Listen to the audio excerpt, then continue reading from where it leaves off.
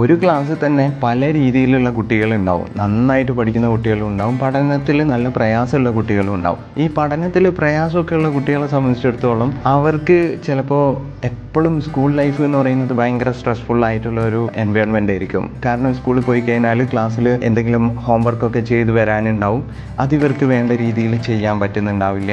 അതുപോലെ തന്നെ ഇവരെ ക്ലാസ്സിൽ എഴുന്നേറ്റ് നിൽപ്പിച്ച് വായിപ്പിക്കുകയൊക്കെ ചെയ്യുന്ന സിസ്റ്റം ഉണ്ടല്ലോ, അവിടെയൊക്കെ ഇവർക്ക് ഇങ്ങനെ എപ്പോഴും ഭയങ്കര പേടിയായിരിക്കും ഉണ്ടാവും. ഭയങ്കര സ്ട്രെസ്ഫുൾ ആയിരിക്കും അവരുടെ ലൈഫ് എന്ന് പറയുന്നത്. ക്ലാസ്സിൽ ഒരു നോട്ട് എഴുതിയെടുക്കണം എന്ന് പറയുമ്പോൾ അവർക്കത് വേണ്ട രീതിയിൽ ചെയ്യാൻ പറ്റുന്നുണ്ടാവില്ല. ബാക്കിയുള്ള കുട്ടികൾക്കിടയിൽ ഇവർക്ക് ഒരിക്കലും അവരുടെ കഴിവ് കാണിക്കാനുള്ള ഒരു സ്പേസ് കിട്ടാത്തൊരു സാഹചര്യം ഉണ്ടാവും. കുട്ടികളെ സംബന്ധിച്ചിടത്തോളം ഭയങ്കര സ്ട്രെസ്ഫുൾ ആയിട്ടുള്ള, ഈ കുട്ടികളെ സംബന്ധിച്ചിടത്തോളം ഭയങ്കര സ്ട്രെസ്ഫുൾ ആയിട്ടുള്ള ഒരു ലൈഫായിരിക്കും സ്കൂൾ ലൈഫ് എന്ന് പറയുന്നത്. ഇങ്ങനെയുള്ള കേസുകളിൽ പല കാരണങ്ങളും കൊണ്ടായിരിക്കും ചിലപ്പം കുട്ടികൾ പഠനത്തിൽ ഈ പറയുന്ന സ്ട്രഗിളൊക്കെ നേരിടുന്നുണ്ടാവുക. ഇങ്ങനെയുള്ള സ്ട്രഗിൾസ് നേരിടുന്ന കുട്ടികളെ സംബന്ധിച്ചിടത്തോളം ക്ലാസ് റൂമിൽ അവർ അനുഭവിക്കുന്ന സ്ട്രെസ്സ് അവർ ഓരോ വർഷം കഴിയുന്തോറും ഇങ്ങനെ കൂടിക്കൂടി വരികയാണ് ചെയ്യുന്നത്. അതായത് ഓരോ വർഷവും കഴിയുന്തോറും ഈ ബേസിക്സ് കഴിഞ്ഞു, 2ാം ക്ലാസ് 3ാം ക്ലാസ്സൊക്കെ കഴിയുന്ന സമയത്ത് അടുത്ത ക്ലാസ്സുകളിലേക്ക് ഇങ്ങനെ പോകുന്നതിനനുസരിച്ച് സ്കൂളിലെ സിലബസൊക്കെ ഇങ്ങനെ കടുപ്പം കൂടി വരികയാണ് ചെയ്യുന്നത്, ടഫ്നെസ് കൂടി വരികയാണ് ചെയ്യുന്നത്. അത് കുറേ കൂടെ കോംപ്ലിക്കേറ്റഡ് ആയിട്ടുള്ള കാര്യങ്ങളൊക്കെ പഠിപ്പിക്കുകയാണ് ചെയ്യുന്നത്. അപ്പോൾ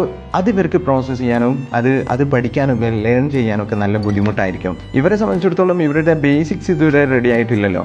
അപ്പോൾ ഇവർക്ക് സംഭവിക്കുകയെന്ന് വെച്ച് കഴിഞ്ഞാൽ ഇവർ ഒന്നുകൂടെ ഓരോ വർഷം കഴിയുന്നതിനനുസരിച്ച് പഠനത്തിൽ വീണ്ടും പിന്നിലാവുന്ന സാഹചര്യം ഉണ്ടാവുകയാണ് ചെയ്യുക. മാത്രമല്ല ഇവർക്ക് ഇവരോട് തന്നെയുള്ള കാഴ്ചപ്പാടിലൊക്കെ വ്യത്യാസങ്ങൾ വരും. എനിക്കിതൊന്നും പറ്റില്ല എന്നുള്ളൊരു ആറ്റിറ്റ്യൂഡും ഒരു സെൽഫ് എസ്റ്റീമൊക്കെ ഭയങ്കര ലോ ആയിട്ട് വരുന്നതായിട്ട് കാണാറുണ്ട്.